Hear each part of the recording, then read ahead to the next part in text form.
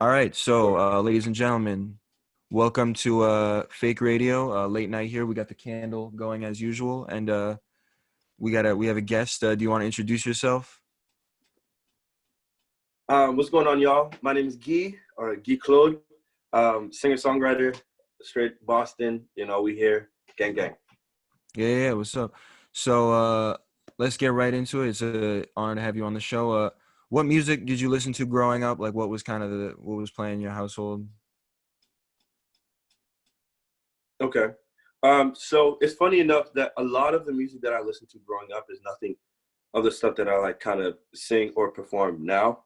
Okay, Um, like my mother sang a lot of gospel growing up, and I okay, got my singing voice, uh, web. which is dope. But we play like my parents, like my father spent a lot of money because he wasn't really like a performing type, but he consumed music a lot, and he wanted to make sure that a lot of it's quality. So he Right. invested a lot in like a stereo from like top to bottom, like all the like compression, EQ, and all that stuff to make sure the sound is pristine. And he just played a lot of like OG Haitian music, like Okay. Troubadou, which is like Haitian folk, Mm-hmm. compa, zouk, the whole nine. Yeah. Yeah, and then so to do that, like along with a lot of traditional Haitian gospel. So, yeah. Okay, that's what's up. And so, how'd you get into like the singer-songwriter stuff you like do today? Like how'd that transition happen? Um, it's really dope. Cause I started I was singing since I was young, but I've always been nervous about singing. Uh, and so the main thing about it came from like I remember when I was a kid, I actually got stage fright, like really nasty stage fright, and I ended up crying behind one of the speakers Okay. because I didn't do it. I was like, "Mom, no, no, no!" So Yeah. that was dope. Uh, but that was a big learning experience. But then I started getting into music around like 16, Okay. um, and I asked my mom to buy me a guitar. So that's when I took it like the most serious. Like my mom bought me a guitar like around the summertime. We went to Florida to spend time as a family. I ended up learning the guitar in a couple of weeks, and I've just been practicing since. And then I ended up joining the summer program, the City Spotlights Leadership Program, and which was really dope, which was a really great and necessary experience for me in terms of both music and advocacy. Um, so that like from there, like I ended up singing, like writing a lot of original music. I was playing the keys too. I learned how to play piano when I was like 16, around Mm. the same time. Um, I played keys, I played guitar, and I sang. I danced. Well, a lot of people don't know, like I actually danced, um, like choreography, and I flash mobbed, and I did a lot of acting growing up. Okay.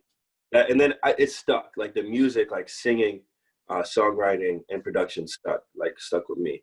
Okay. Um, That's what's up. Yeah. What kind of so like what kind of dancing were you doing?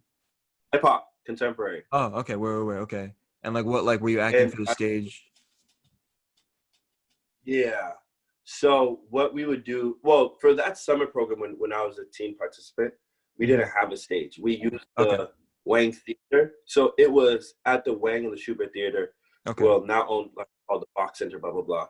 Um, so we would use their since that's the organization that was running the program, we would use their stuff, like their space and stuff like that. So we ended up performing at the Wang on the Wang Grand Staircase. Um, Oh, okay. and then we made our own whole production for those years that I was working there, um, and stuff. So the thing would be like we have a social justice topic, then we perform our own original curated content on for that around that topic at the end of the summer. Uh, Okay. yeah, No, I think I got invited to one of them, and I think your brother performed. So I think it might be the same yeah, thing. Did your brother do? Okay, yeah. Okay, then I saw one of the shows. Yeah. My yeah, friend invited me to that. Yeah. yeah. So then for them for his year, which was really nice is like they got to do this on the Schubert stage, which is really dope. And even in there, like I would play because I worked as a teaching artist assistant Okay. or like a junior assistant. Um, and I would help like put music to the pieces that they would have and stuff like that. It was real great, actually. Like, Yeah. yeah, Okay, that's what's up. So that's how you got your start into the music music scene. yeah. Okay. most That's definitely. what's up. That's what's up. So your latest project is is an EP. It's it's Fall for You Volume 2, so it's a sequel to your previous project? Yes. Okay.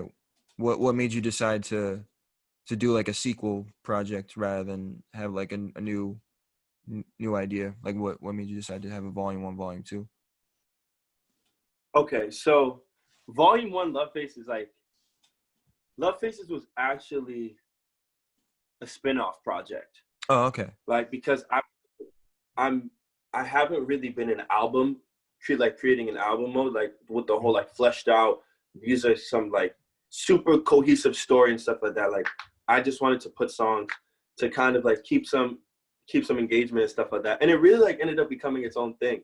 Yeah. So as they have the main arc, like I kind of base it off of Dragon Ball Z. Like as they have the main arc of the story, there's like all these sub arcs that kind of happen. So Volume One was talking literally about where I was and what I was going through, and the whole thing for that was like love faces, different sides, different understandings, different angles of like looking at romance and stuff like that. Like for that age in my life, and I wanted to experiment with different sounds in both my vocals and in production. Because that's like with tracks like Escu, um, I made that from scratch, and like I took a lot of experiences that I seen, like literally. I mean, it's all songwriters do. Um, Took those experiences and put it on track.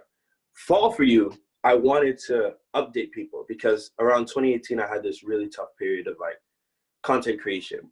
Um, how can I create music? And like with a lot of things that kind of happened in my life, like it kind of like stunted my artistic growth, I guess. But it was like nice downtime. So I wanted to be like, okay, this isn't necessarily love face energy because it's different. But I do know that there's a process to this, you know, or there's like a second chapter to this kind of like sub arc.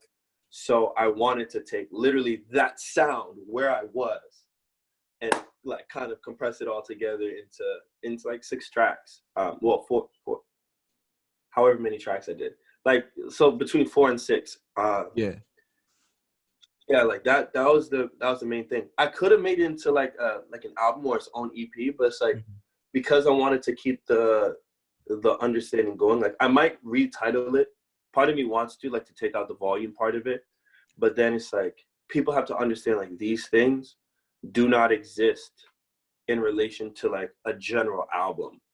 I Right. would probably use EPs to draw inspiration for an album, Okay. like but that there it's its own sub story, and I wanted to Yeah. continue that. I'm probably gonna do like how like Chicks Tape, but that has its own story. Yeah. All the artists that might drop mixtapes, that might drop EPs along the way.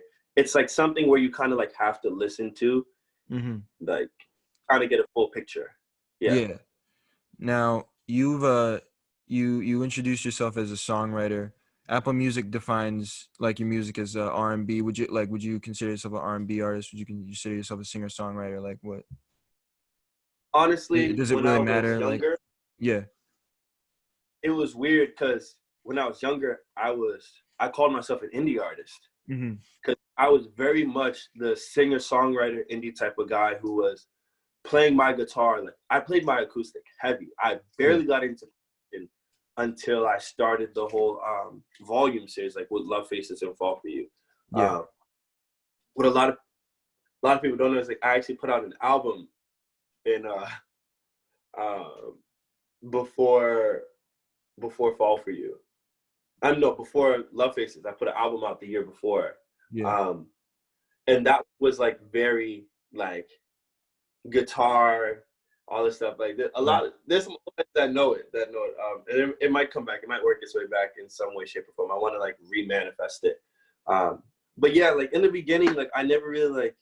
I knew I did R&B, like I could do R&B, but I never really called myself an R&B artist because I felt like my sound, like the musical qualities of it, didn't really lean on that in R&B, but it was more singer-songwriter. So I call myself R&B because nowadays Mhm. I can kind of go into there more But personally, I just know I make music. It's kind of really hard to box in because like I Yeah. end up doing a lot. Like I'm an R&B producer. I can most definitely produce R&B, Hmm. especially in the styles that they have nowadays. But when it comes to my content in general, I think I flirt with that line of being indie, being R&B, being a singer-songwriter as they define themselves to be, or whatever those archetypes are. That's what's up. Yeah. Yeah. Yeah. Um, but so in your new project, Love Faces, you have a lot of features. Um, And fall for yeah, Fall for You. Yeah, yeah, I'm mixing them up.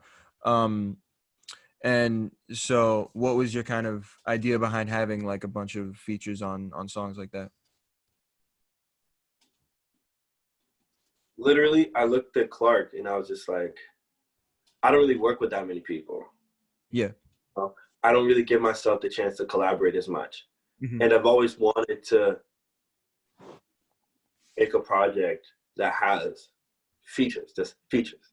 Hmm. Um, and so it was actually the most interesting time, like to see in myself, and to see like how energies mix. Like for example, like probably the song that a lot of people talk about is "High Again" with Nology, Yeah. which is honestly one of the dopest tracks I've made.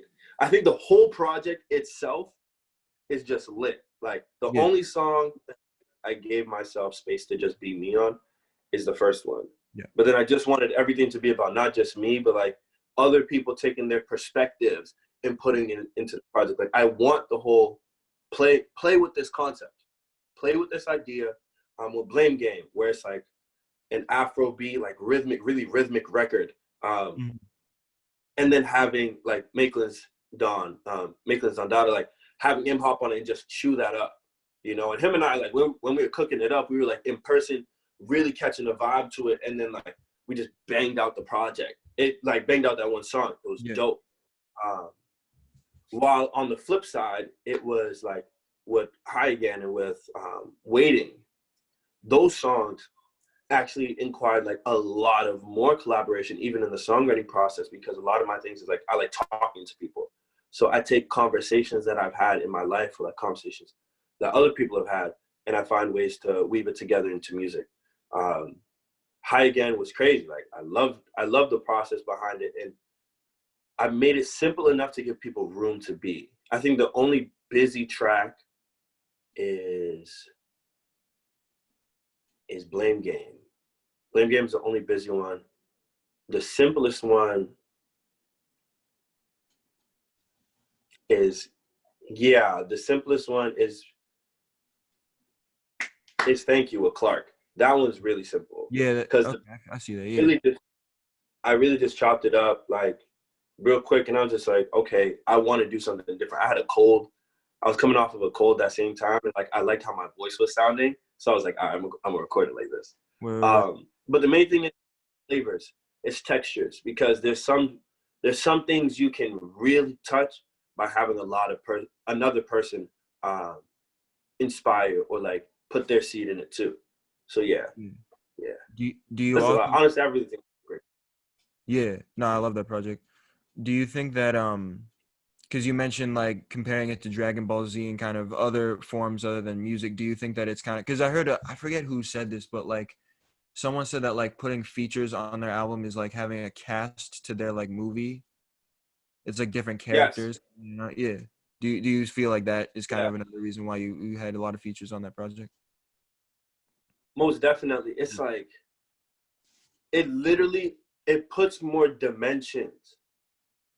It puts more. I think having features, strategically using features, and understanding who can fit where.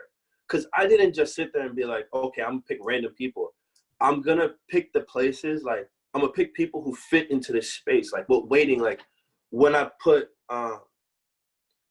Capella on it, when I hit her up about that song, and I sent it to her, like it was just flow. You know, the first thing she says on her verse is just like, "Thank you for seeing me." I'm like, I wouldn't think of something to say to that.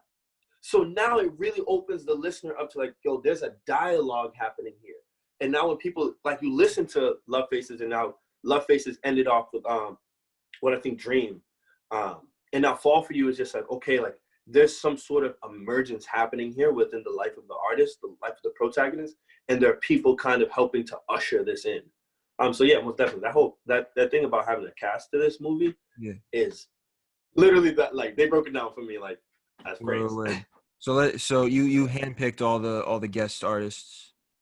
So Yes. let's get into some of them. So hi again with Najee Janie. Why did you decide to have Najee Janie on that track? Like what? Najee's a vibe. Yeah. I don't care what anybody else. Najee is my brother. Like he is like the whole Most High camp, literally certified killers. Like all of them. Milk, Sean, Najee, and any one of them that touches a track is just disgusting. The reason why I picked Najee in particular for that track is because I feel as though, parts of me definitely feel as though him and I complement tonally, like tone-wise, on so many levels. He has a lot of rich depth, and most of all, like he's just rhythmic. He's able to go inside of being a singer, and then being a singer and then being a rapper. Yeah, like he flirts with the line really well. Something of high is like, damn, I just wanna get high, but you close my lips, cause you know you for him, cause you know you go down, I wanna get high. I'm like, dang, but Najee fits because he has that.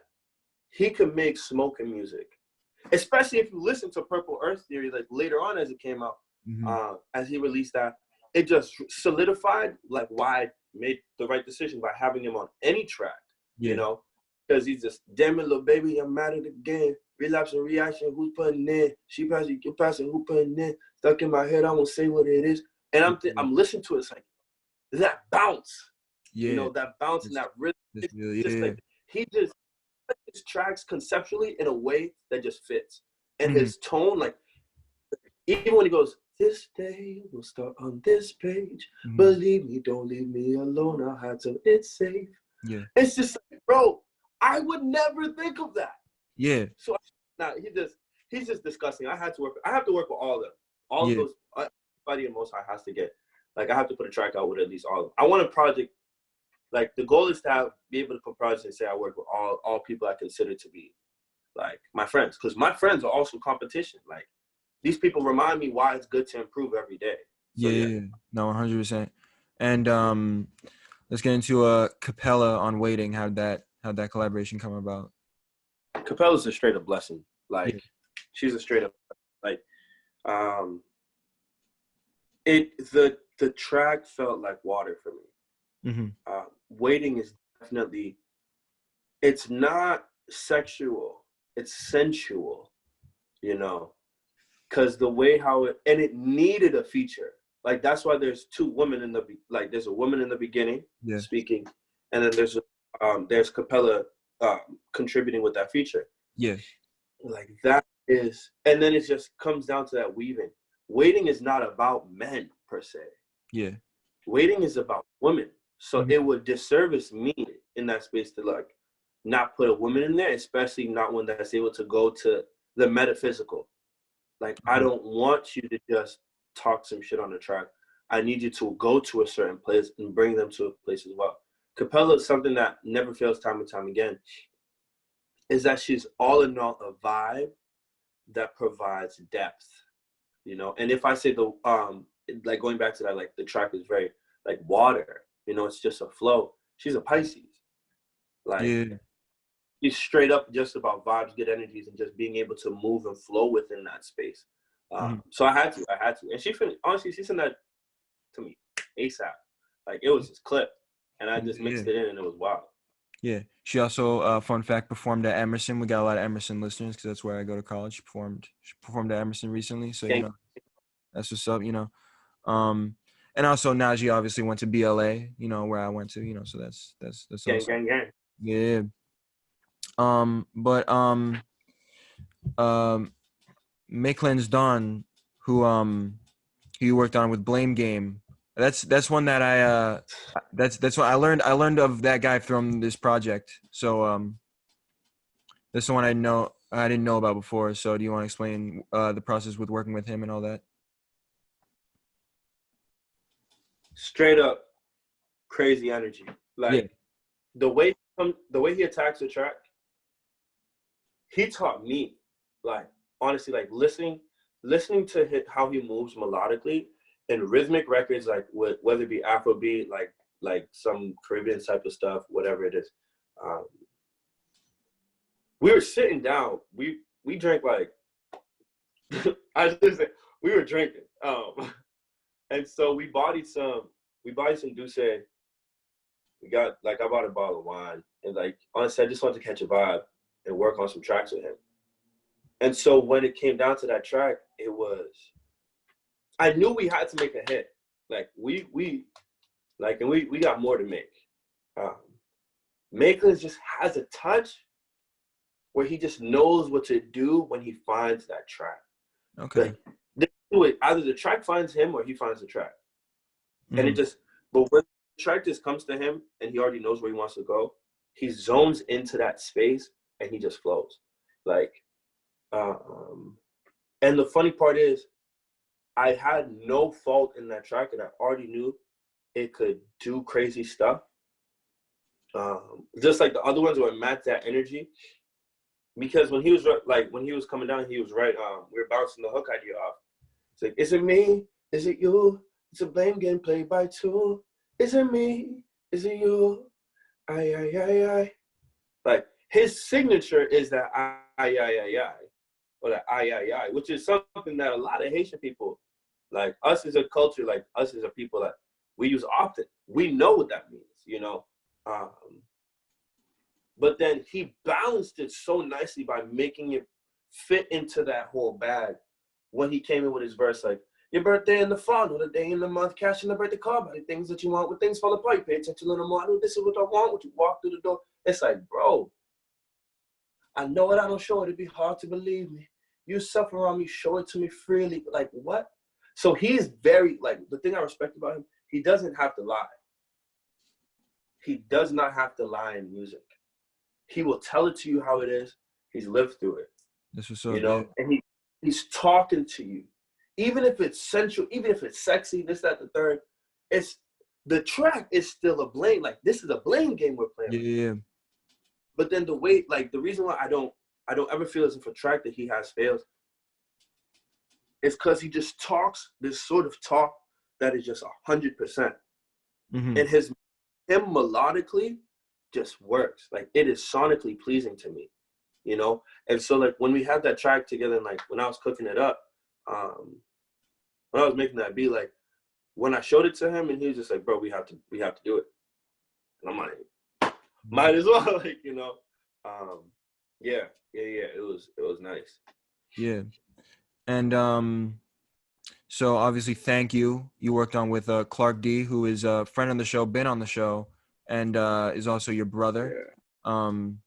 So, you know, it's pretty obvious you very frequent collaborator for you. What was it like working on that song with him? How'd that idea come about with the book? I love the track. Yeah. The funny part is, it's like, that track was probably the first one I did. Oh, okay. I finished it first. Yeah. And something, it's like, I have to put Clark. And I have to put it last because just like, one, it's like, no matter how, the thing is funny, it's like Clark and I are brothers. Yeah. But we, like, don't have a lot of we don't have a lot of music out together. You know, like, we might touch each other's tracks and stuff like that. And, like, you know, God willing, that changes in the future, because, like, I think because we grow as artists, we do a lot of this. Like, our sounds may drift, and then they find ways, like, we learn so much on our way out. When we come back in, it gets crazy. So when I finished making the beat and, like, writing my verse, I looked at Clark and just like, you need to be on this. And he's like, all right. And so that's really how it is. And Clark and I have this really funny process. Like, we'll be on each other's butts, be like, all right, you writing? I'm like, yeah. Are you writing? He's like, yeah, I'm right. And then I was just like, bro, like, let me hear what you got. And his touch is personal too. Like, and I really appreciate where he took it, which is good, because it's not something that I'm ever surprised of. And that's the good part about, like, knowing people, especially knowing your artist friends. It's like, You pick people because you know what they have. Mm-hmm. You don't want them to fit your vision. Like, as a person, like, well, I'll speak for myself.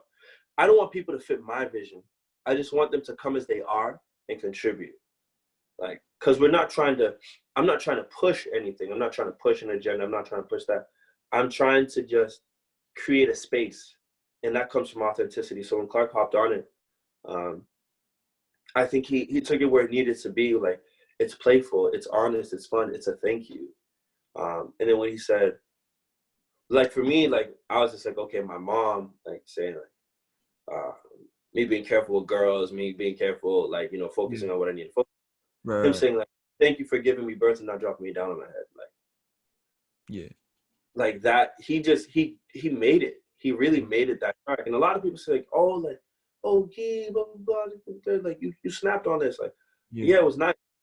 But I think Clark, like, really especially putting him as the final thing people hear, like the final voice people hear, and giving him room to just talk, like, for as long as he wants. Like, okay, I found my groove. Thankful for my lady in my life, even though she's rude. I'm thankful for my brothers, yeah, I'm thankful for my dudes. Like, it's like, yeah, it's a feel good. It's a feel good, not like, it's a feel good little bop. Like, sun's out, you know, you're letting your hair blow, and you're just catching a vibe with the people that you appreciate. You just want to say thank you to them. So he did that. Yeah. And I really feel as if I did not make a single mistake. Right. Like, even if I was like where I was, like, even being in the industry, I would never, like, I could be as big as possible. I don't think I would not replace a single feature. Like, I don't care what anybody says. Like, I would not replace a single feature. I would probably, in a deluxe project, add more features on. Yeah. To, like, extend it, you know, a bit, to, like, add more flavors. But 1 second. That's dope. But I would not change a thing. Mm-hmm. Where? So, yeah. You're fixing the camera? Yeah. Where? All right, let's take a little. All right, there we go. Back. Yeah, I can see. Where? Yeah. So just out of curiosity, I was wondering, are there people who are fans of you and Clark who are not aware that you are that you're both brothers? Probably. Yeah. Yeah, it's the funniest thing where people just like, are y'all related? Yeah. Like, yeah. And we would joke, we'd be like, no, we're friends. Like, you know, we're cousins, actually. Oh, for real? Like, no. Clark would do this thing that's funny. He's just like, oh, I'm the older brother. I was like, that's such a little brother mentality. But when he sees it, he's going to laugh. Nice. Yeah, it's like, so a lot of people, there was a number, especially like growing up, it's like a lot of people be like, oh, like, are y'all brothers or something? It happened to us the other day. Like, oh, really? When we were at a protest, they're just like, oh, do you happen to be brothers? It's like, we look at each other like, are we? I don't know. Are you my brother? Like, am I yours? So we laugh. I think the funnier thing about it is when people assume that it's just me and him. There's six of us. Yeah. Not all of us do music, and Clark and I have just been really close for a long time. Yeah. That is just like, Clark will be like, okay, let's take a picture together, or let's post about this. Let's big each other up. Like, we're also in similar fields of work. Mm-hmm. And our lives are like Clark does engineering. Like, I do youth work and music. Right. And all that stuff kind of like builds around each other and really helps each other work out. And we're both musicians. So of course we're gonna spend all this time. Yeah. No, there's probably people who listen to the show who didn't realize it because, like, because people do kind of discover the artists who are like on the show, and like we had Clark on, he mentioned you. We had Tayshaun on, he mentioned you because you guys did the song together. So like, there's probably people who are like aware of you but didn't make the connection yet. So yeah, that's what's up. Well, for the record, Clark and I are brothers. I'm his older brother. For what it counts, I don't think people care about that. But yeah, we're here. I mean, I met you through Clark, so. I appreciate you, man. So yeah, so and you also you have the record label together. Yes, music group. Yes. Big vibes. Yeah. How'd that conversation? Why did you guys decide to start the label together? we're just tired of it. Like Yeah. what we,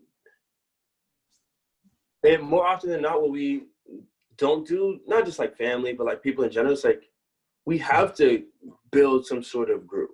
You know, you get further when you work together. And I think by putting Family Famous together and like really trying to like work and do prayer and like building a solid team, we're able to do what we do. Because Clark and I wouldn't be far if we didn't have each other. Like at least as far as we are now, and we wouldn't be as strong as we were now if we didn't have each other.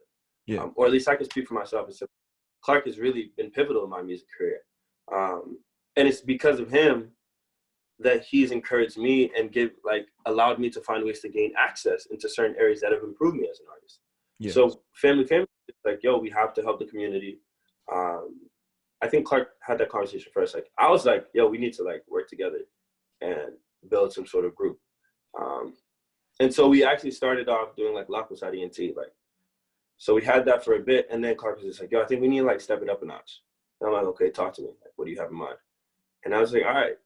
And then Family Famous ended up happening. And then we ended up like getting, you know, progress. And then that's how we got our shows and all that stuff, all that great stuff. So it's that one was just a very honest conversation about realizing that we have to be bigger than just music.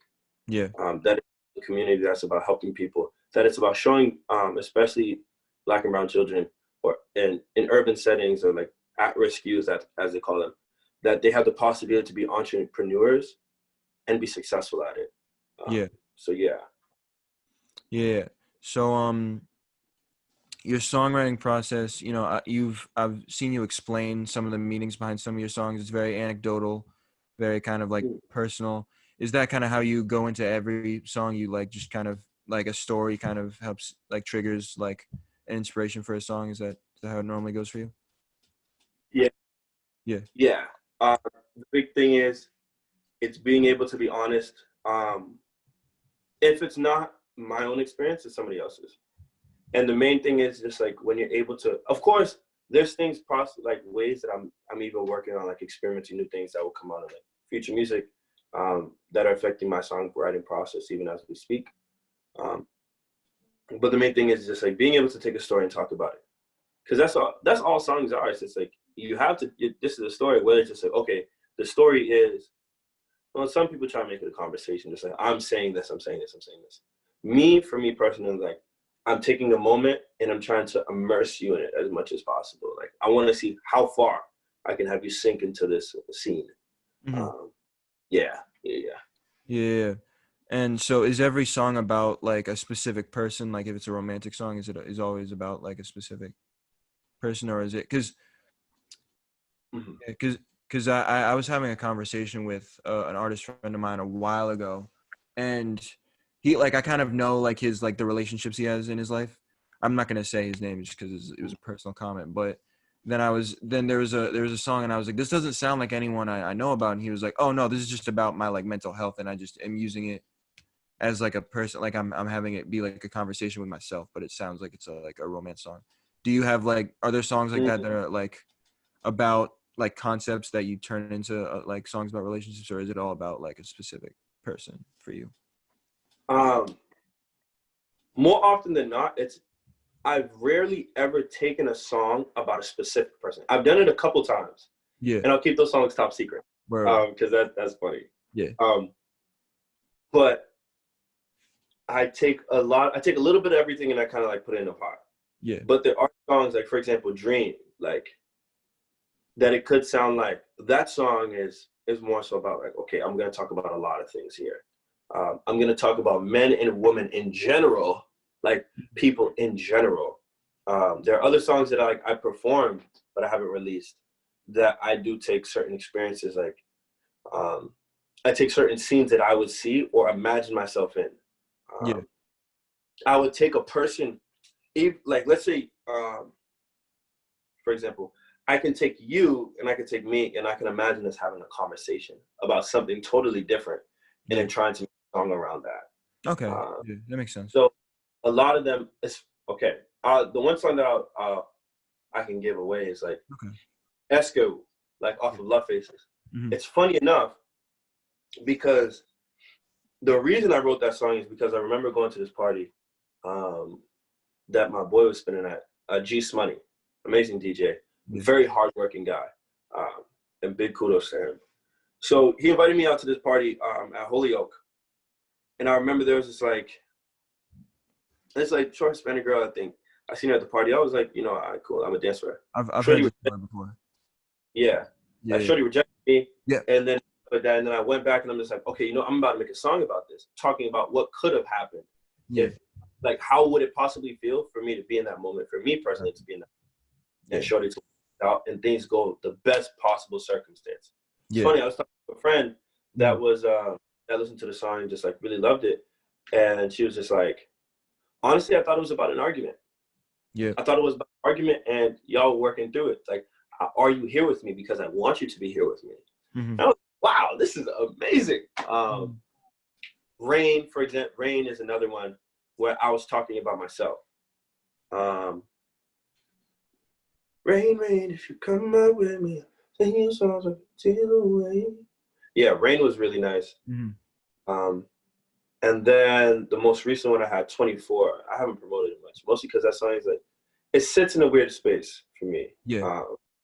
But 24 is probably one of the most directly honest songs I've had in a while. Specific. Right. Yeah. But yeah. I'm gonna ask you about that later, but I noticed that because I've been to a lot of your shows, and you often at the start of it make everyone close your eyes. What was the inspiration by having that kind of intro to your performances and stuff like that? People play too much. Yeah. Too many people come to shows to be cute. I agree. Yeah. And it's I got tired of it. It's it's funny because I started that. I think I started it last year. Really. I started last year. This is actually a very recent thing for me. Yeah. I've always been meditating, right? But I've never brought it into the performance space because I would always do it for myself. I'd pray, I'd meditate a little bit just to get my breathing right because I got I get nervous sometimes. You feel me? Yeah. But then I was just why don't I just bring people there with me and also use that time to prepare myself? Yeah. So I wanted and just too many people just come into the show, a little bit, sit on their phones, probably put on Snapchat, put on Instagram. And I'm just it's not as immersive. There was one time I was at the show and I was just yo, no phones. I don't want this recorded. I want you to just be here with me. Which is honestly more essential. That's what makes moments last. And most of all, it stops people. When you're able to do something that's personal, fireworks. When you're able to do something that's personal and that's to you, people remember it more. Yeah. So imagine if you step into a space and you're just yo, first and foremost, I understand that you're a person before you're an audience member. So can we breathe together for a second? Yeah. Let's close our eyes. Let's enter this space together. And let's just be here. Let's be here. And then I'll perform. Because then the performance isn't really I don't want to just perform for you. I want to give you an experience. I want us to be people right now. So I've always had I always try to keep this people first approach when it comes to music, whether it's performing, songwriting, etc. That's what's up. Yeah. No, it's mad funny because I stopped going to big shows with famous artists just because it got annoying to me. Everyone there is kind of just not doing it. But I always know people are always on their phones 24/7, Instagram live the whole show. But then I remember I was at a Travis Scott show one time and he was phones down, everyone, phones down. And then he was just be here with me. And then everyone just started cheering, going crazy. And right after that it was back to the phones and I was so you appreciate the comment. Exactly. Yeah. Nah. I will say though, I used to not record at shows, but now I've done the thing where I just record one just 15-second clip, just because I gotta because I'm doing the podcast show and I'm doing the stuff scheduling performances with my crew and my team at Emerson. So I just kind of started promoting I'm at this show, I'm at that show, because I'm trying to also take people to shows and stuff like that. And I will say I recorded maybe 10 seconds of one of your shows, and I think mad people were hitting me up afterwards who's that? That's such an interesting performer. Who so. And first of all, I appreciate that. Second of all, I think that's essential. It's like, I'm Mhm. not saying there's anything wrong with putting your phones in. Sometimes we need to etch that memory in. Like Yeah. we forget we're human, Yeah. but we don't. When we're able to watch a video, it brings back. It allows us to reminisce. That's nice. That's essential. Yeah. But to consume yourself in saying like, "Yo, I'm gonna miss this whole thing," or this thing is, I have Mhm. to keep documenting it to the point where I forget to Exactly. here right now because I'm Yeah. every 5 seconds I gotta like, make sure that I post it or make sure that I send it. It's like, nah, bro, Yeah. come here. I'm a person. Can you imagine someone like you're at a meeting, you're at Yeah. a presentation, and everybody's just like this? Mhm. It's like, bro, come on, man. Like, I Yeah. appreciate it because honestly, this is gonna be free promo for me. Like Mhm. you videotaping me, you posting it up and stuff like that. That helps me because I need that. I need people to Mhm. know that this is important enough for you to post it up.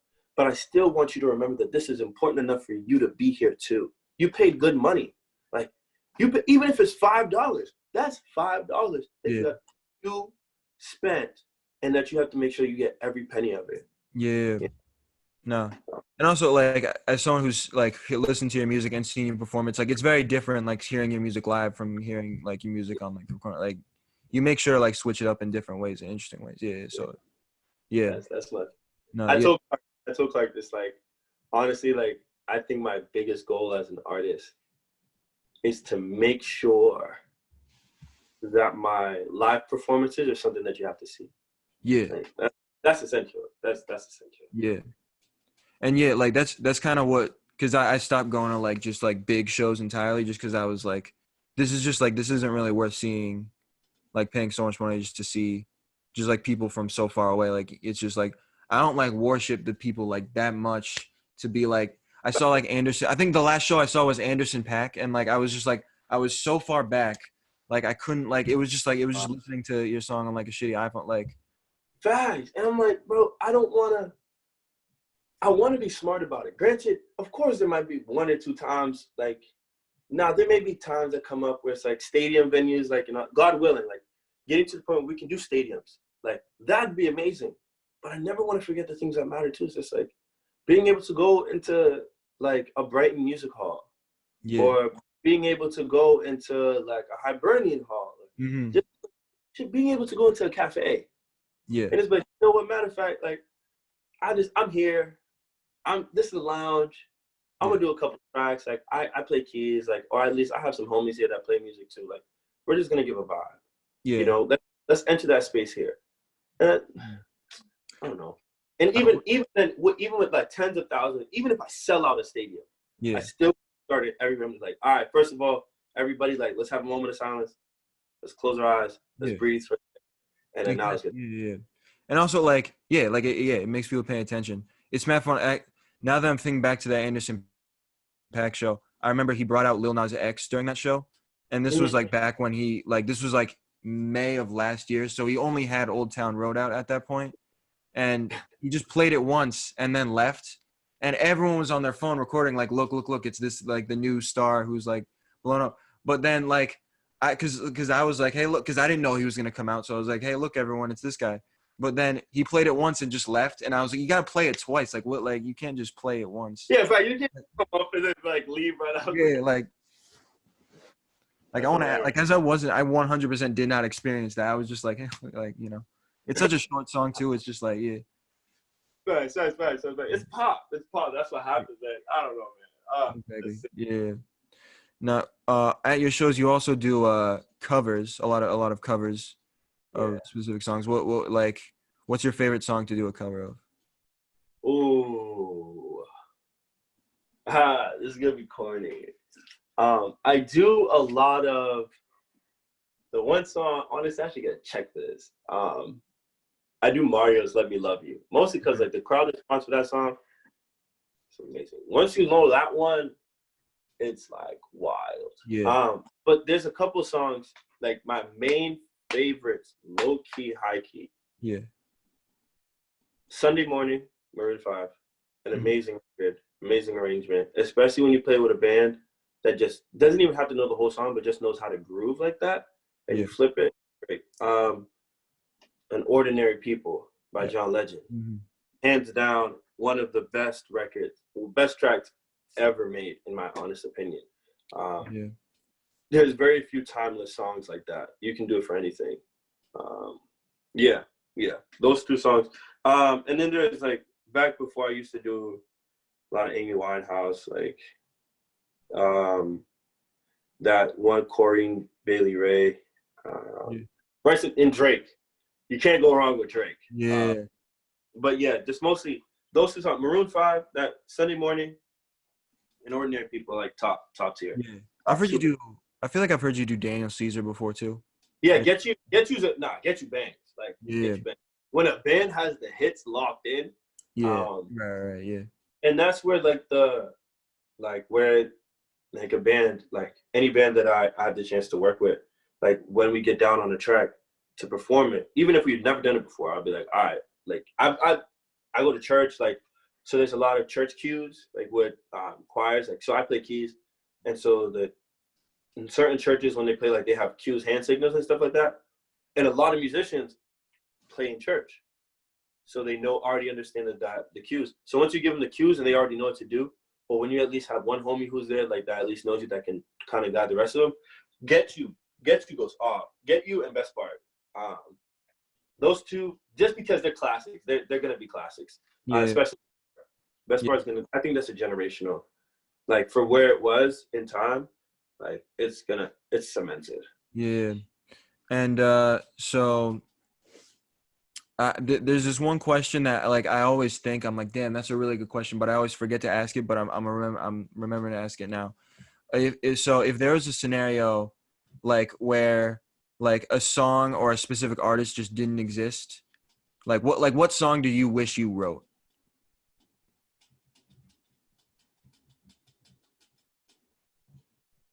Best Part. Okay. Well, either Ordinary People or Best Part. Okay. Because Get You is a really nice song. Yeah. Best Part and Ordinary People literally have like those things have. It's funny because when Best Part came out, yeah, a lot of people know.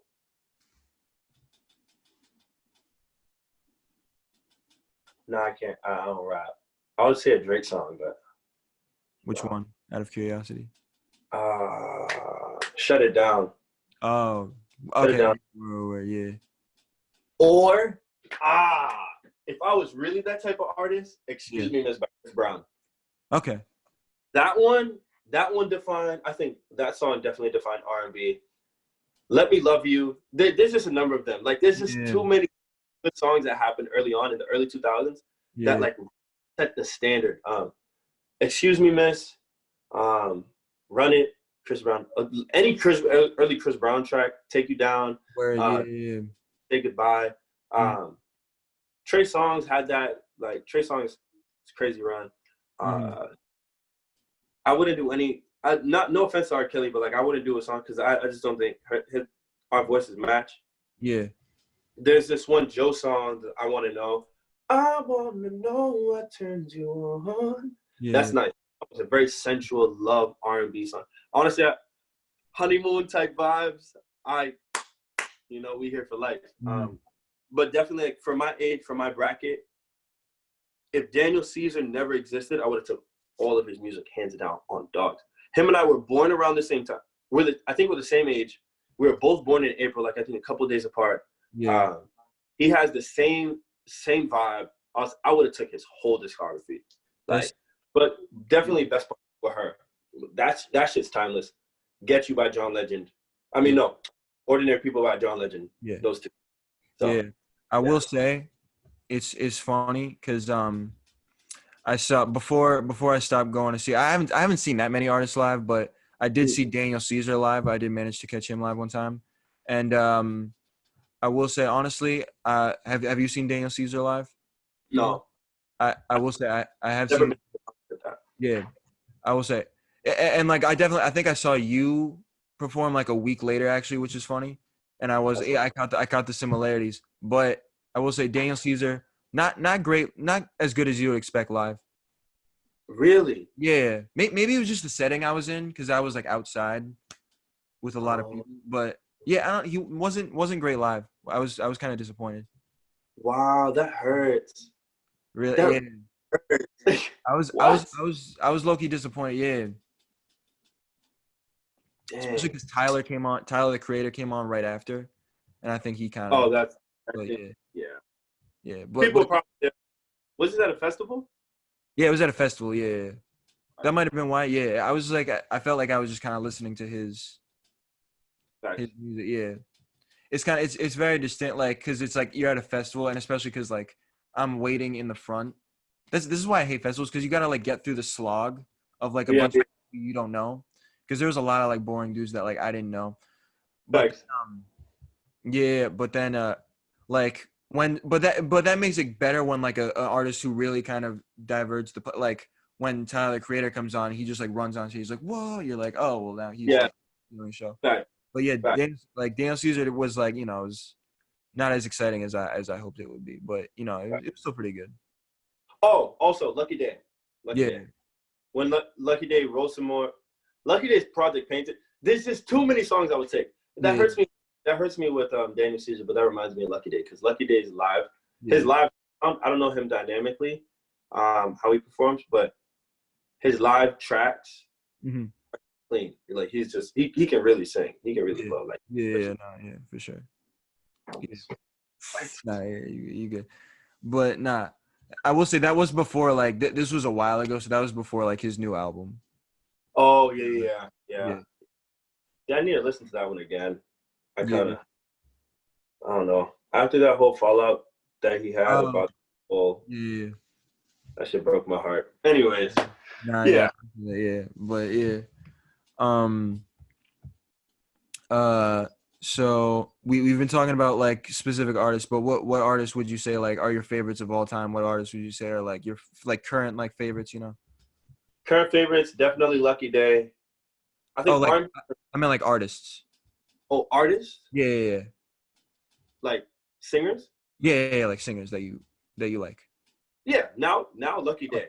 Oh, He's okay, probably okay, okay, okay. Where? he's probably my Oh, okay, yeah, Lucky Day's probably my first. Like yeah. hands down, like he's he's just really that dude in today's R&B. Like Lucky Day, I didn't listen to all of Pink Sweats. Like he's new.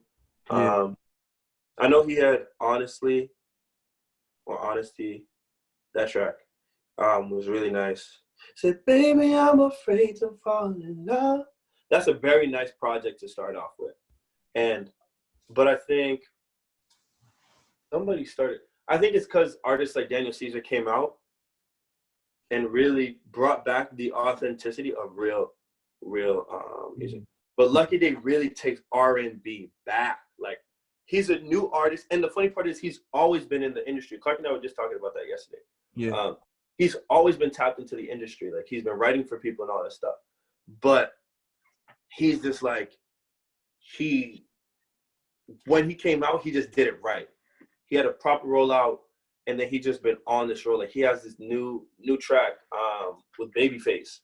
Honestly, and Painted is just he just did his thing. He does music as music should be done as a singer. Mm-hmm. Him and D-Ma, his producer D-Ma. Well, I'm not the producer that he works with, D-Ma. Disgusting combo. Summer Walker has definitely been a favorite of mine. Yeah. Pretty much the staples in R&B nowadays, like Lucky Day, Summer Walker. Kalani, I love. I never really knew myself to be a big Kalani fan, but she changed my mind with her new project. Yeah, that new album is fantastic. Yeah. Freaking, I was just like, none of the songs to me are skips. Like, Yeah. I really love and I told people I was telling Tamir King, like Tamir, I was like, Kalani has some of the best melodies in the industry right now that I'm hearing. Of course, there's other here, but nah, like straight up, some of the best. For where she exists, she has some of the best melodies, hands down. Mm-hmm. Her backgrounds are always clean, always full. That's dope. And funny enough, Can You Blame Me, the song that she has with Lucky Day, it's just disgusting. Hate the Club. I love Party Next. I'm gonna just tell you my favorites. As of recently, like in the phase of life where I am now, Lucky Day, Kalani, Party Next Door, Party Next Door. Love, like people now, Sean Wire, Najee Janey, Milkshaw Benedict, G Weeks, Maitland's Don Dada, Elay Weeks, Notebook P. Pretty much, if you've seen them, then I like them. Yeah. Like in our local, not local, in our regional realm, the people who haven't the people who are working towards touching those Grammys and those Billboard placements and stuff like that, like the people that we look at now that we can have this ability to touch, a lot of them are, there's very rarely anybody that I just look at and like, I don't really jive with their sound. Which is never a knock to them. I just don't resonate with it entirely. I'm never going to say anybody has bad music unless it just doesn't sit with me, because some people may like it. That's me too, yeah. So industry, like those three. All time, Drake has been timeless. Drake is always going to go down as one of the best artists. Yeah. Just statistically and quality-wise, it's really hard to hate. You have to really hate Drake to hate Drake. Kendrick Lamar's probably going to be my favorite. Kendrick Lamar's probably like my favorite, mostly because of how him and J. Cole but mostly how Kendrick and Cole are outside, like when they're not behind a mic. Mm-hmm. They're just really, they seem to me, from my perspective, my limited view, to be upstanding people. Kendrick is won a freaking Pulitzer. Like J. Cole platinum with no features. Like J. Cole is a community, like he looks like to be a community advocate, and I know he builds the career of like the people that work in Dreamville. Yeah. Like they just certified. SZA is gonna have, honestly, if there's a female artist that I really like, I really love, like low key, it's SZA. Yeah. SZA has my whole heart. Yeah. The female artist in the industry. Yeah, other than that, like I've been very limited. I try not to do too much. Tiffany Boucher is really nice. That's one under the radar that a lot of people may not know. Sir, D Smoke, they're family actually, and then like their pen crazy. We mentioned them on the Clark episode. Actually. Yeah, they're all disgusting. Their pen game's crazy. Timar is a Boston artist. Yes, no, I was about to mention her actually. Yeah, Timar is disgusting. Yeah. Her sound is different from me. Honestly, I'm not gonna hold you, but she makes very raw music. Like, she's very like, that's exactly how I would describe it, like raw. Like, so with her, it's like the fact that she got signed to Issa Rae's thing, and they revamped "Kinda Love" with the D Smoke feature. Yeah, that's a great move for her. I'm really happy to see that happen. Timar is amazing, and she's Haitian, like, so she really has a lot to be proud of in and out, like that. And I don't even know her like that, you know. Yeah, she's just amazing. So other than that, John Skeet, also Boston artist, really dope.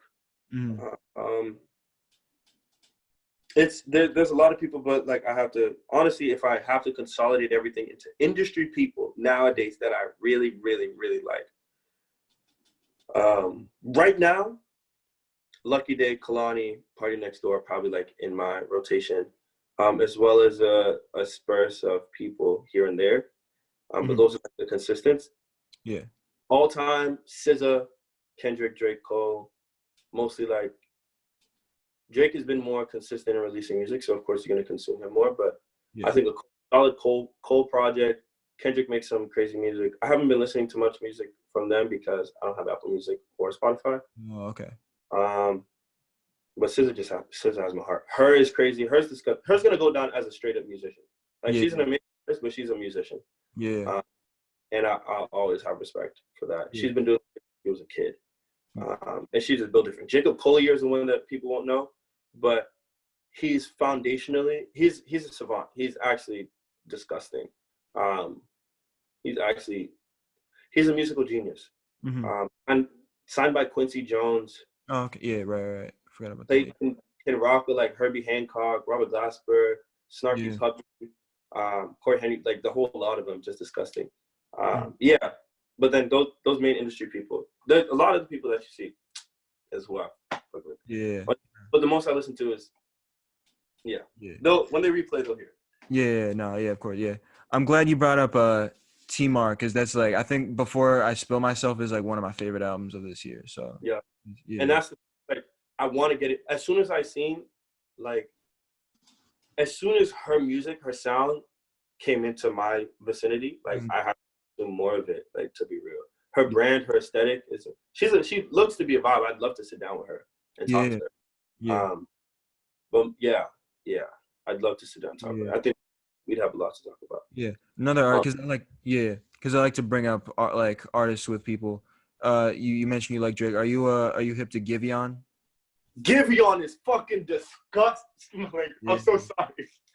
Yo, Nice. Giveon is hands down male artist. He's right after Lucky Day. Yeah. Like, hands down. Like, his tone to me is just so good. I was so, and Drake just does that thing, man. He puts people on to the real shit. Yeah. Like, I love Drake for Drake. Yeah. But Drake just showed. I mean, it sucks because it's just like this Drake stimulus package. When you're on a feature, if Drake features with it, then it's typically like your price goes up. But Giveon, I always think 230, baby. I love his tone, like, and then when you listen to his real, like his own music, like his own, how as his own artist, I don't think he necessarily needed the Drake feature, but the Drake feature, the Drake touch, but the fact that he got spotted like that already shows his value. He's killing, and his sound is just so clean. Yeah, sorry. Did you know him before the Drake feature? No. Yeah, same. That pisses me off. Yeah. Because I should have. The thing that made me mad is like, because part of me then sits there like, I know I'm listening to you because I listened to that Drake, that one Drake song, and so like, but I'm not mad at it because I'm like, that's just how it is. That's just how the universe. That's how God wanted it to be. Because you're still nasty. You're still nasty. Like I Want You is a banger. Heartbreak Anniversary, a banger. He has, and his tone is unique to him. Yeah. It's to him. Like, honestly, period. And you might have mentioned this person, but the person who like kind of first put him on is Snow Allegra. Snow Allegra. Bro, she has so much soul. It's easy. Like, and she's from Switzerland or Sweden, I think. Oh, I forgot about that. She's a European shorty coming in. I mean, the European scene, like UK and like the Switzerland, Sweden, and all that stuff, they have some certified killers in there. Snow is no exception. Like, her tone is just so rich. Yeah.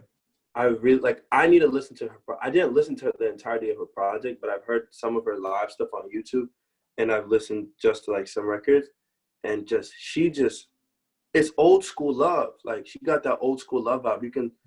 You can see like her stuff is strategic. Her stuff is really strategic. She got that for real. So we do this kind of game on the show now. So you got to pick one artist or two if you want. It doesn't really matter. One artist that you don't know that you want to collaborate with, and one artist that you do know that you want to collaborate with. Okay. Local or industry? Like that you know in person, like. Oh, that I know in person? Yeah. So like local, it would be.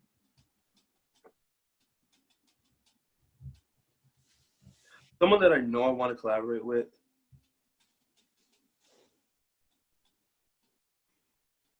Dang, that's crazy. I'm really trying to think about it. I don't know. It's a tricky question. Yeah, I'm about to figure it out. I don't say this to knock anybody else. Yeah, no, of course. I would really like another Nology feature. Okay. But I'm gonna say anybody. I already said I'd love to work with anybody. Most High. A number of people, right? Who's somebody different that I don't want to work with? I'd love to make a really nice dance record with Rebecca Zama. Okay. Yeah. I'd like to make like one like I'd like to make a dance record with her. She really got a nice little she got a nice sound. I'd like to make some really serious R&B stuff with someone who I haven't worked with.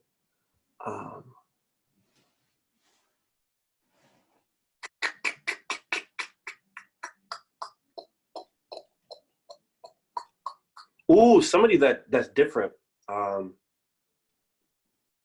that I'd like to work with. Amber Ayes. She's nice. Okay. I like her. Like she has a nice she got a nice tone. She has a nice vibe to her. Honestly, I respect that a lot. So she got that.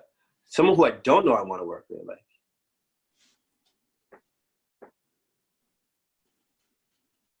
Oh, I'd also love to make a song with Noble P. Okay. Yeah. He's sick. Someone who I don't know if I want to make a song with.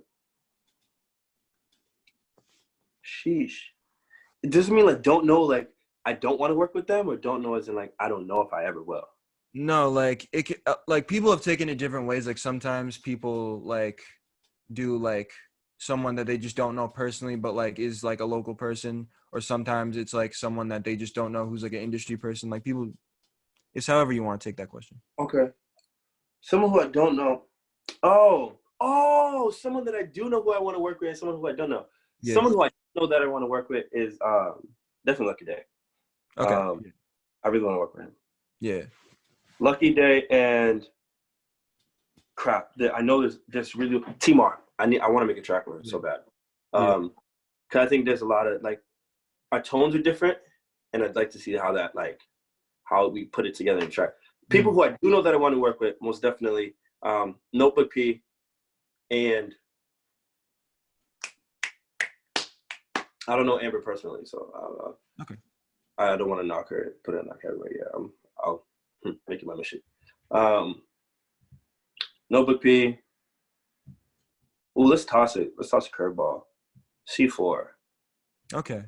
C4. Like I'd like to make a track with C4. I'd like to see where it goes. Yeah. Yeah. I want to make that happen now. There's something. Word. And so you recently released the song 24, which when you turned 24. What like was that? Did you feel the need to release that because of like what was going on, or like was it just like was 24 just like a big milestone for you? What inspired you to release that track? I've been through a lot. Yeah. I've been through a lot, and I don't think I ever talked about it. Yeah, like I didn't really know. Part of me just wants to put it out there and just say I did. You know when you send a risky DM, and you don't know if it's gonna be received well, but you're just gonna put it out and just like never look at it again. Yeah. I think that's what kind of happened with it. I just wanted to put it out. I needed it to be there. I think part of me was nervous because it was just the things I was talking about was different. I did because 24, like I've been through a lot. So I think it was kind of like a thank you to myself for making it this far. Yeah. Yeah. Word. So, you know, with everything going on, you know, in the world, you know, I've seen you at a lot of Black Lives Matter protests. You know, you've been speaking at a lot of these. You've been leading a lot of them. And you know, it's interesting that you brought up at the top of the episode, you know, like your that you were like you had stage fright to get get in front of like a crowd when you were little, and then you know I saw you you know speaking you know in the middle of downtown Crossing, you know that, and that was like you know very moving for me personally. That was very interesting, you know, because like there's mad people who I knew in that crowd who like didn't know you at all, who were really feeling what you were saying, like crying even. And so like is it more difficult to do that? Does it come naturally to you to have those kind of speeches? What? I prayed on it. Yeah. I prayed on it. I prayed on it heavy, actually. Yeah. I'm working through a weird phase in my life. Yeah. Where a lot of it comes down to like, purpose, like, because I don't think I'm meant to just be an artist. And I think the other things that I have to do are actually more scary than being an artist. Yeah. I think being an artist is easier than trying to put change. Yeah. It's really hard because there's always a sense of like how do I stay safe? Yeah. Like, change the way I move. Do I have to become more exclusive, more private? Do I have to change things? You know, et cetera, et cetera. But when it came to that, like I prayed on it, and I think ever since then I've just been following the prayer. Yeah. So I never know the right words. Yeah. I don't think there ever are any, you know. Yeah, A no, lot of people are like, no, we have to incite violence. Other people say like, no, we have to incite change. mm, Other people say we have to do both. Like, yeah. but I think being in front of all those people, Yeah. I think everything in life has led me to that, Yeah. you know, and I think 100%. that will lead me to even greater things, like, or Mm, even more bigger things. I'll just say yeah. bigger. Yeah, I think all the performing and stuff like that has put me in that position to Yeah. make it more natural. That's definitely how I kind of saw that. And with all the Black Lives Matter stuff going on, especially like recently, what's something that you kind of feel like most negative about during this situation that you've kind of experienced personally, and what's something that has made you feel like the most hopeful about that? The thing that breaks my heart is what's happening with Black women. Yeah. Yeah. That one's probably the top of my Mhm. black women and Black trans women. Yeah. Um, Absolutely. like that and queer women, like Mhm. queer folk, just like the whole, like that whole section, the whole demographic of those three put together. It's like, it breaks my heart. Yeah.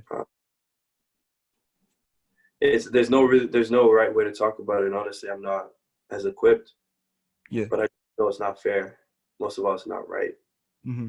um, I know they really try, like as a demographic, to just like be as supportive to the cause, even more supportive than a lot of Black men are. Yeah.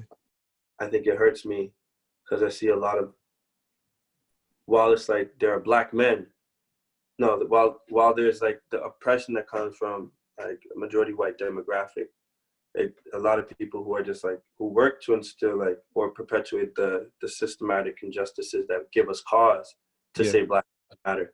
Mm-hmm. Like Black men need to do better in standing up for in support Mm-hmm. of our Black queer, Black trans, Yeah.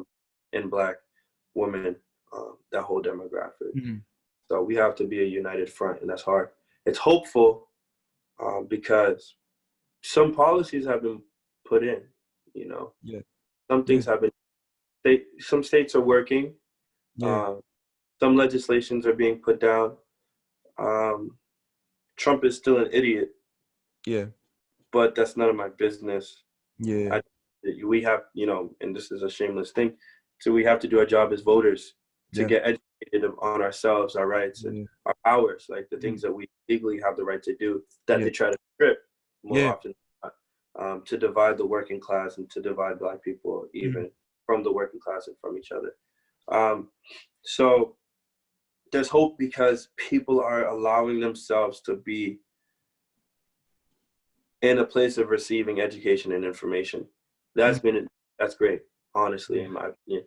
And that gives me hope because it's through education that we can tear down that veil of ignorance Yeah. or obliviousness.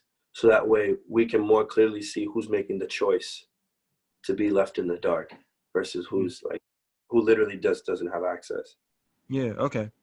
And also, during all this, there is the COVID pandemic that's going on. How has that affected you? Has that affected you creatively in any way, like with like not being able to perform? Yeah, Yeah. it's Yeah. messed up my ways of interacting with people because like 100%.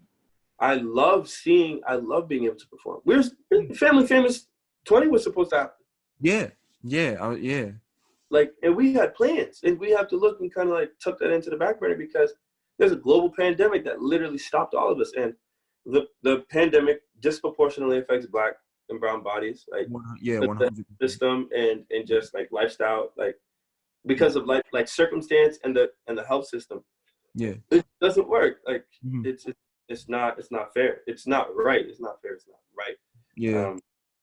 So the matter of that, and then the fact that I'm not able to really like, I'm not good at the online stuff, to be real. Like I'm not a phone. I 100% feel that. Like, yeah. I hate it. Like I really hate it. Like I don't want to be on my phone. I don't want to have to be on my phone to do stuff. I'd much rather sit in a room with you and talk to you. Exactly. Yeah. No. You know? Exactly. Yeah. It's a bunch of malarkey, but Yeah. it's some things that we have. There's a necessary evil that we have to go through in order to overcome this one pandemic. or at least curb it as much as possible to keep ourselves safe. Yeah. And then we have to be mindful about what we can do to tackle the other one. Exactly. Yeah. So yeah, it's annoying, but there's some things you just got to do. You got to fight. You got to fight it. It's crazy times. Like, I like the kind of, not the purpose, but like one of the things that I was kind of gearing up for in terms of the show was a hip hop festival that was going to go on in April, which that never happened. And what's crazy is that I was doing that through my school, and I'm moving to LA like in January. So like, What? yeah, which it's like it's great, but like this is my last year in Boston, so it's like this is the worst way to you yeah, up. yeah. So it's like it's crazy. This show might like end up having to be like Zoom only, because like I'll be like doing this, and then I'm off to LA, and then the only way I can do it is with Zooming people, unless like I know people in LA who are willing. Actually, Timar is in LA. If I You gotta secure that bag real quick. Exactly. Yeah. Yeah. So what? I guess we'll end this off with what's next for Guyclaude? What's next for you? Music. Yeah. Youth. Working with the youth. Yeah. Working in music. Mm-hmm. I want to do better in politics. Like being able to educate myself and become versed in the craft of economics and politics, because that's what we don't, like, in the Black and brown community, like with a lot of communities in general, they don't teach us that, because they want to keep the working class working. If everybody's making more money, then everybody becomes competition. And this is like in the world of sharks, it's a whole different dimension. A lot of people just don't imagine themselves working there. It's not my business. But it's just something that I make clear. So it's like, education is important. I have to further my education. I have to help the youth more. I have to like this whole thing about Black Lives Matter is like, it's it's probably gonna go my whole lifetime, because 100%, this country is just full of shit. But the thing with it is just making sure that I'm equipped mentally, physically, emotionally, spiritually, making sure they're good, working, and serving as a community influence, and working to broaden that. Immediate thing though, I'm just working on music and working with youth. Any projects coming up soon, or? Ooh, I'll put this as I'm working on a project right now, like just something real simple, real nice. Gonna test out some sounds. I don't know if I'm gonna make it a part of the volume series, but I definitely want it to exist and be put there. So it's gonna be nice. I'm gonna stretch myself a bit. It's gonna be. I'm gonna put it like in the sense where I'm gonna be one of those R&B artists. All right. Word. Well, I think that's gonna end it off for this episode. Thank you for coming on the show. We've been trying to get this done for a while. This has been a requested one. I've wanted to get so yeah. I appreciate you, man. Yo, you didn't give up on me, man. I 100%. And I'm really glad that I could, bro. You're doing something amazing. You're doing something amazing. Yeah, no, thank you. No, it's been crazy. Like this whole pandemic thing kind of flipped it upside the head, and then it's crazy because, I was doing the shows, and then the episodes in person, and then the pandemic thing happened. So I was like, let me take a break, and then I was like, all right, so now that the hip hop festival isn't happening, now that the stuff that I was organizing towards wasn't happening, I gotta rethink it, kind of plan it. So I interviewed some Emerson kids who were working with me on the hip hop festival, because I was planning on getting them done after we did the festival. So then I was like, all right, let me just get them done right out of the way. And then I was like, but I don't want to release it just them, when I was telling people I was going to do it before. So then I interviewed a few other people, and then I think I interviewed Eche Zona mid-May. Amazing. Yeah. And I was like, all right, I'm gonna hit up a few other people, and then I'll release it next week. And then I think the day after I interviewed him, my computer just broke, and I was like, fuck, I got 6 hours of footage on this shit. And no, it's been crazy. And then then after that, I think it was June 2nd or June 3rd when I got my computer back, and I was like, I need to just kind of get some time with everything going, with all that. So it's been crazy, but hopefully after this episode, the shit actually comes out. And and Also, if there's any like link that you want people to like go to or like in support, like donate to whatever, like leave it, like just tell me and I'll leave it linked in the description so everyone, and like I'm gonna tell that to like every artist who has been on before, because we started recording these like mid-April. So Word. yeah. Bet. All right, thank you. If you like listen to all 7 of these episodes in a row, you're the real one. Like shout out to everyone who you probably discovered a lot of dope artists. That's what's up. Yeah. All right, signing off. I'll see you next time. All right then. Bet. Hold up.